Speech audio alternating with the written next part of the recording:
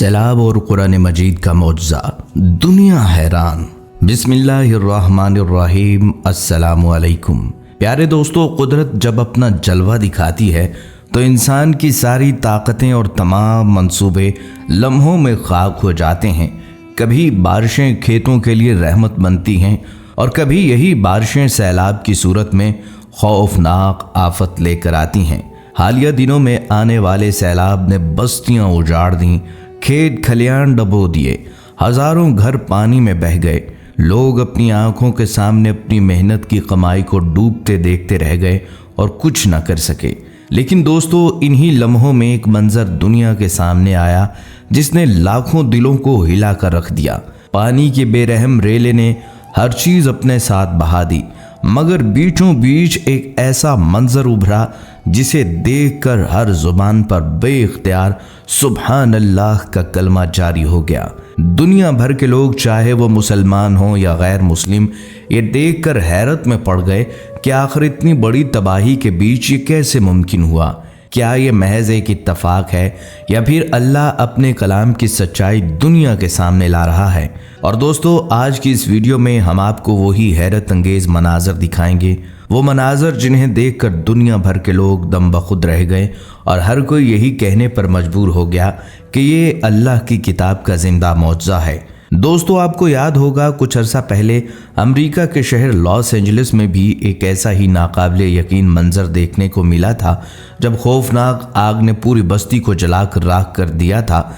हर घर मलबे का ढेर बन गया था, लेकिन सब हैरान रह गए जब एक मुसलमान का घर सलामत निकला। बाद में जब हकीकत सामने आई तो पता चला कि उस घर के अंदर कुरान मजीद मौजूद था और यही वो हकीकत थी जिसने दुनिया भर को चौंका दिया। वो वीडियो हमने अपलोड की थी और लाखों लोगों ने देखी और कमेंट्स पढ़कर लग रहा था कि गैर मुस्लिम भी उस पर दम बखुद थे। और दोस्तों, अब बिल्कुल ऐसा ही मंजर हालिया सैलाबी तबाहकारियों में देखने को मिला।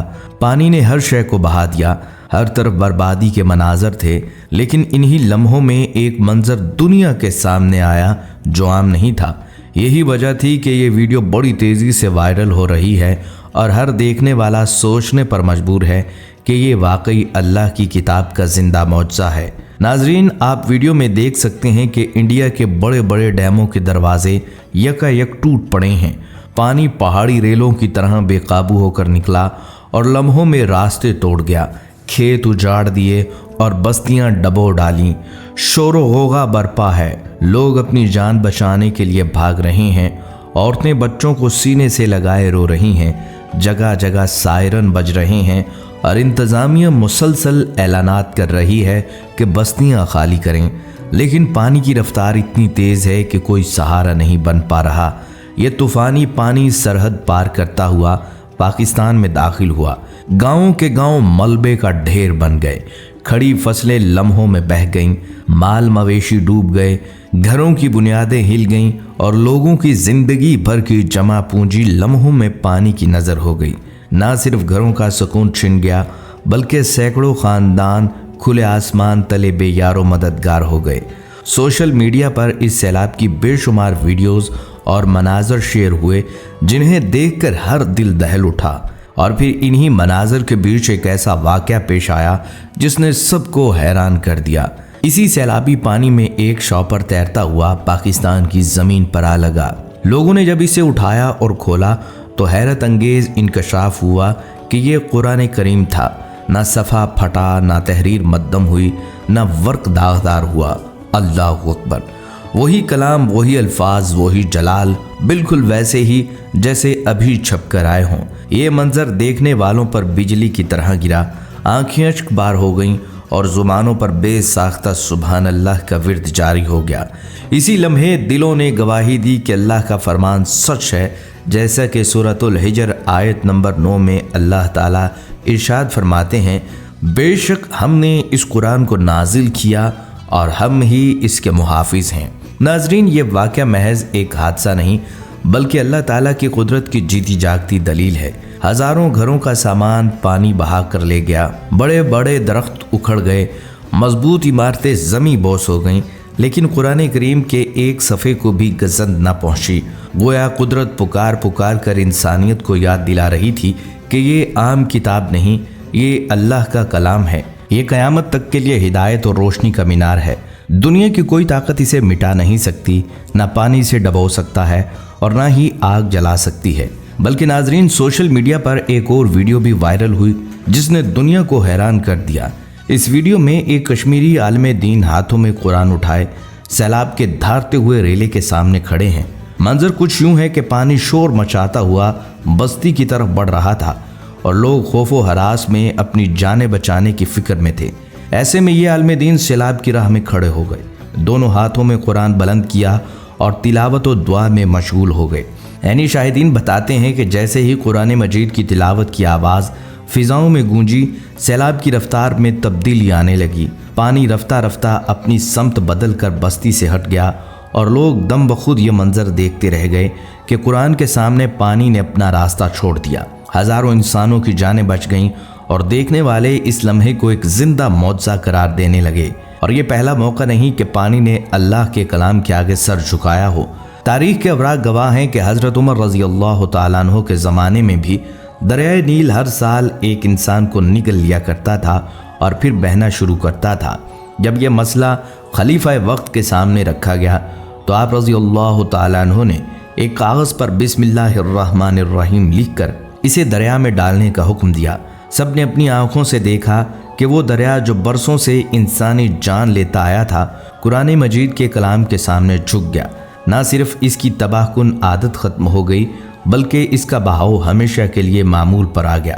آج تک دریائے نیل بہہ رہا ہے اور یہی قرآن کریم کا زندہ معجزہ ہے کہ جو دریا پہلے بہتا نہیں تھا وہ اللہ کے نام سے جاری و ساری ہو گیا اور قیامت تک جاری و ساری رہے گا۔ ناظرین، دنیا میں قرآن کریم اللہ کی امانت ہے اور اللہ نے خود اس کی حفاظت اپنے ذمے لے رکھی ہے۔ آج کا انسان اگر عبرت کی نگاہ سے دیکھے تو اسے یقین ہو جائے کہ جس کتاب کی حفاظت اللہ نے خود فرمائی ہے اس کی تعلیمات پر عمل کرنے میں ہی دنیا اور آخرت کی نجات ہے۔ مگر افسوس کہ انسان اس حقیقت کو بھول کر اپنی تدبیروں پر زیادہ بھروسہ کرتا ہے۔ اسی کا ایک ثبوت آج پاکستان کی فضا میں سننے کو ملتا ہے کہ لوگ کہتے ہیں اگر ڈیم ہوتے تو شاید اتنی تباہی نہ ہوتی۔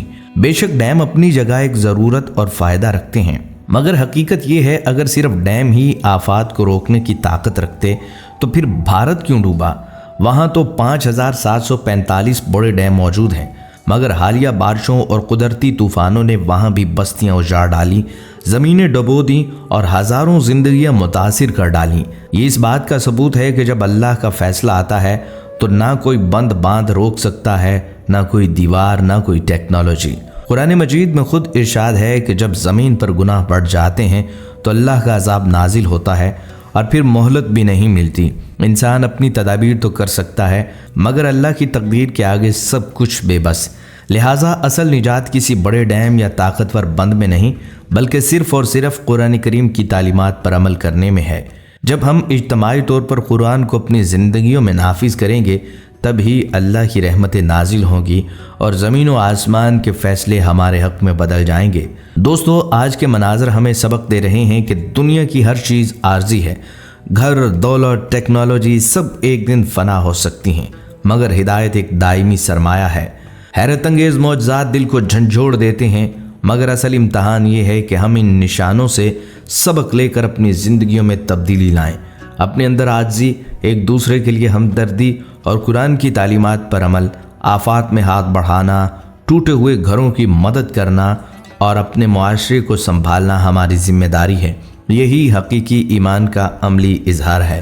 چاہے حالات کتنے کٹھن ہوں، ہم دعا کے ساتھ کوشش بھی کریں، تیاری بھی کریں، مدد بھی کریں اور سب سے بڑھ کر دلوں کو سنواریں تاکہ اللہ کی رحمت ہمارے اوپر نازل ہو۔ یہی وہ پیغام ہے جو ہمیں یہ مناظر دینا چاہتے ہیں کہ کتاب ہدایت صرف علامت نہیں بلکہ رہنمائی ہے جو ہمیں دنیا اور آخرت کی کامیابی دیتی ہے۔